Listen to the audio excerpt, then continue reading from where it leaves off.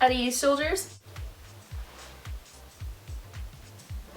Can you blame me? I'm a college student. So it was my 20th birthday a couple days, a week? I don't even know how long it's been already. The other day I thought it was Saturday and it was Tuesday. Man, do I feel old. Can't even remember what day it is. And for my birthday, the wonderful birthday fairies have gifted me with many a Chapters gift card. If you don't know what Chapters is, you're probably living under a rock, but it's this giant chain of really huge, amazingly beautiful bookstores. And I had some fun. If you follow me on Instagram, you probably see in the picture that has like me in front of all these books. So I figured I'd do a book haul for you guys. I know some people like watching these things, and I really want to show you guys what I got, so here we go. For this book haul, I went to 2 different places. I went to one of my favorite book thrift stores, which if you were living in the Greater Vancouver area is actually in New West. It's called Renaissance Books. A really great selection of all kinds of books. So I went there, and I also went to the Chapters that's in Langley. I think I'll split this up into fantasy and contemporary because I bought a giant stack of each, so we'll do fantasy first. Go. I'm gonna start with the ones that I've already read because it's been like a couple days. So number 1 of those is A Court of Thorns and Roses by Sarah J. Maas, who, in my mind, can do no wrong. A Beauty and the Beast retelling, but with fairies. This was like kick-ass. I loved it. And I know that the characters' names, they have this little like thing in the back where it like tells you how to pronounce them. I'm sorry, I'm gonna forever be pronouncing this guy's name as Rysand. I know it's like Rysand. No. It's Rysand. It's gonna be Rysand until the day I die. I'm sorry, Sarah J. Maas, but that's just gonna be how it is. One that I finished just the other day is The Young Elites by Marie Lu. Heard a lot about it. Read the first chapter in Legend. I'm gonna be getting into that in a moment.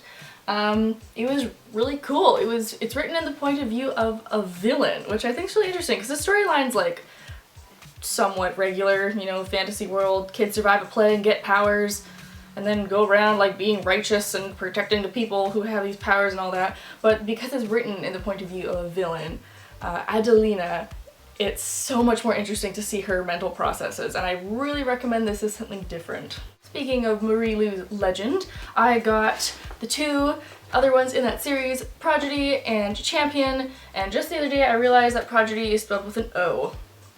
I, for some reason, think that it's spelled with an I, then I was like, wait a minute, that's not an I. Legend was super freaking fantastic. It's in my top 5 dystopian series ever. And I've read like a lot, so holy crap, it's so good. And Prodigy and Champion were like up there in levels with Legend. Like Prodigy is probably one of, if not the best sequel I have ever read in my life, and Champion summed everything up really well. It's really hard to kind of wrap up a dystopian series, but I thought Champion did a great job with it. Another fantasy novel I picked up was Crimson Bound by Rosamund Hodge. Rosamund Hodge did Cruel Beauty, which is a really awesome Beauty and the Beast retelling, but with demons. And this one is a retelling of Red Riding Hood, as far as I know, and the main character's name was Rochelle. Next up in fantasy, Stitching Snow by R.W. Lewis. R.C. Lewis, sorry. Snow White retelling, but like with aliens. So, like, I need this in my life. And I got a couple more sequel and what's the third one called? Just the end book to Susan E.'s Angel Fall series. I got World After and End of Days. Oh my god. Angel Fall is so freaking amazingly good. It's terrifying. It's an angel apocalypse story that has gore and horror and terror and a little bit of romance and a lot of action and some really weird, interesting characters. So not for the faint of heart. And another one that's an end of a series is Ruin and Rising by Leigh Bardugo. Her series is Shadow and Bone, which is a fantasy series based with like Russian culture and Russian folklore, which is a really interesting new twist on it. And this made me feel all of the feelings. I was crying, I was like, no you can't do that, I was like, oh, what's gonna happen to so-and-so, and then, oh my gosh. Now I have here some of my thrifted fantasy and dystopian novels. The first one being Ready Player One by Who's this by? Ernest Cline. Stuff about virtual reality and the future stuff. I've been seeing this all over Instagram. I've been seeing this all over YouTube channel people stuff. It just sounded really interesting. I know it's been out for a little while, but just the title of it sounds really cool, and like I like video games, so.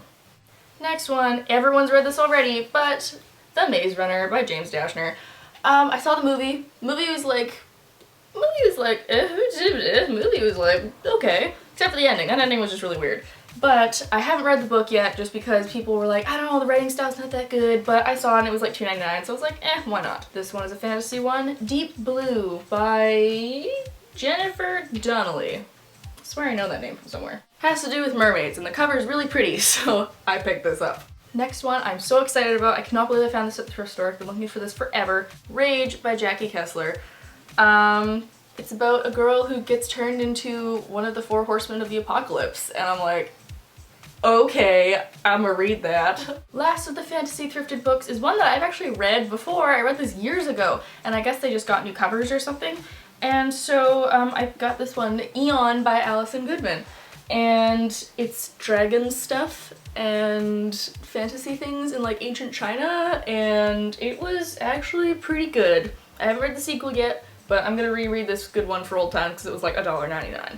You know what, let's just keep going with the thrifted books. We're gonna move into the thrifted but contemporary novels. The first of which being Every Day by David Levithan. Scott Westerfeld and David Levithan are good friends, and I adore Scott Westerfeld, so I will give this a shot. I don't really know what it's about. I just knew that it was a big thing, like maybe 2 years ago or something, and I've just been hearing so much about it, so I was like, okay. Next up was a total impulse buy, and I just had to because I just thought it was funny. This Year's Model by Carol Alt. Carol Alt is a supermodel of like 80s-ish, and I just had to. Like, come on, this is more perfect for my life. Next one I started, but I'm not fully kind of like into it yet, and that is Fauna by Alyssa York. I saw this in my school library like 3 years ago, and I was like, oh, that looks interesting, kind of forgot about it, and I saw it there for like $3. So, picked this one up. I think this has to do with, like animal stuff and like conservatories and like rescuing migrating birds and all that jazz. And the last of my contemporaries, I cannot believe I found this at the thrift store. I'm so excited about this. When I worked at the bookstore before I left for Milan, I saw this being advertised and I was like looking super cute. And that is The Statistical Probability of Falling in Love by Jennifer Smith. Probably super cute for Valentine's Day, but I don't really want to wait another year, so this will probably be like one of those fun, happy summertime reads when all my fantasy novels have run out. And now for the contemporaries from chapters, so like the actual contemporaries. First one, I've started reading it, it's adorable, I really like it so far, and that is My Life Next Door by Huntley Fitzpatrick. They have a cool name, Huntley Fitzpatrick. I've been seeing this for like a good while now, and it just seemed like really cute and adorable, and I need some more contemporary in my life, and it's about like the family next door to this girl who has a really controlling mom, and then the family next door seems like really fun and crazy, they have a ton of kids, and I'm like, come on, what girl has not dreamed about having the hot guy next door? Nextly, if that's even a word, The Truth About Alice by Jennifer Matthew. Why is every author named Jennifer? Can we get some pen names up in here? There's a rumor going around about Alice that she slept with these 2 guys at a party, and it's told 4 different points of view from different people's perspectives on what happened, and then at the end Alice actually tells you what really happened. And I've been having my eye on this for like a long time, and I couldn't believe they had it in the bookstore, so I snatched it up, and it's pretty thin, so I think this will be a good summer vacation book. Next one's being made into a movie, and I knew I had to read it before I saw it, and that is Me and Earl and the Dying Girl by Jessie Andrews. And I'm gonna go on a little bit of a rant here, so prepare yourselves. When I was at the bookstore and I was going through all the contemporary stuff, I noticed that cancer patients and like kids having cancer is this kind of new trend that's going on in YA.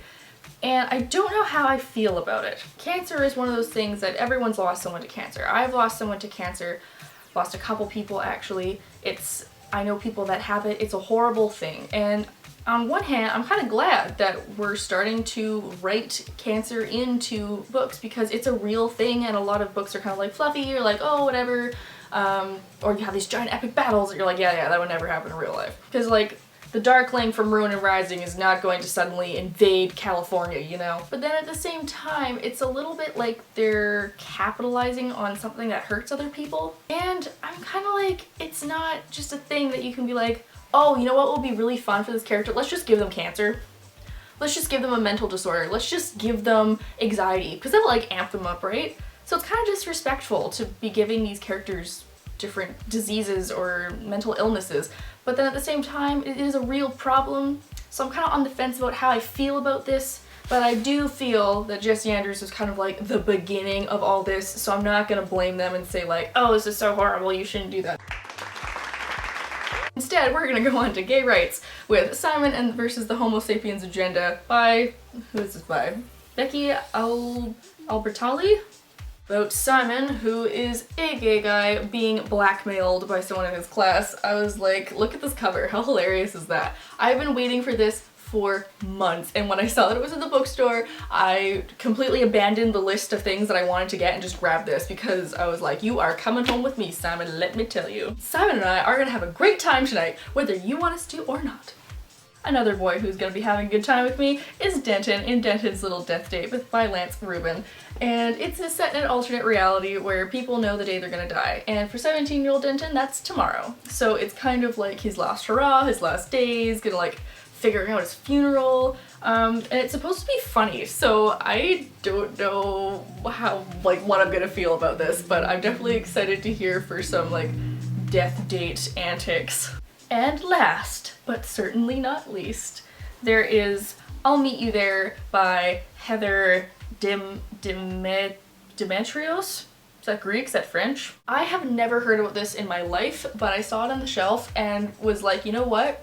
This has potential to be like one of those big up-and-comers, so I'm gonna get it first before all you can. It's a contemporary with like a guy and a girl, and the girl lives in a trailer park and all she wants to do is just get out of town.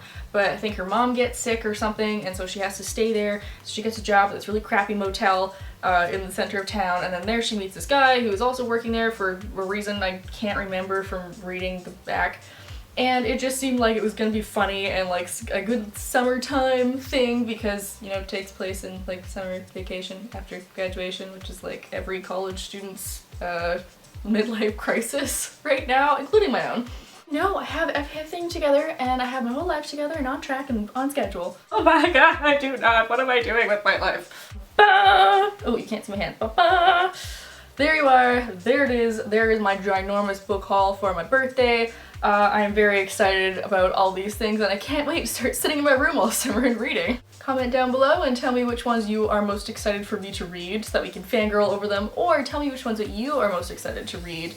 Of the ones that I've held up, maybe you guys just got it, or it's sitting on your shelf at home, or you're like trying to beg your parents to go and buy it for you. Whatever the case is, write it down. We can have a mutual fangirling in the comments below. Click over here to like my channel and click over here to subscribe. And I'm gonna give a quick shout out to one of my best friends, Zooey. Her channel is What Rhymes with Cats. I know that I have plugged her before, but shameless plug because it was her birthday as well, 2 days after mine, so she is also 20. And what a better gift for her than to go and check out her channel, which will be linked in the description below, and subscribe because it's a birthday gift that doesn't cost you anything. Hope you're having a good day wherever you are, and I'll see you next week. Yeah, maybe. Bye!